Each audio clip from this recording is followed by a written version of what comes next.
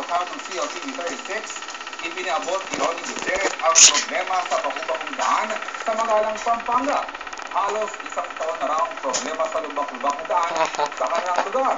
Batay sa 2012 National Budget, pangalawa ang infrastruktura sa pinagtutunan ng pansin ng gobyerno.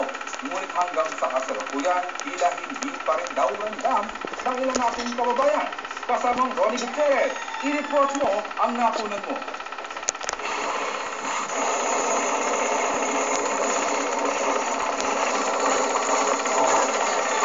Problema ang matinding sira sa daanan sa pagitan ng kilometer 107 at 108, Barangay Dolores, Magalang, Pampanga. Nagsimula ito ng daanan nito ng mga malaki at mamibigat na sasakyan buhat ng isa ang putput bridge sa Kapas. At delikado po ito lalo na sa gabi sapagkat hindi po naiilawan ang lugar na ito. Niiling ko po ang magamang solusyon sa problemang ito bago pa ito makalikha ng aksidente pagdating ng tagulan.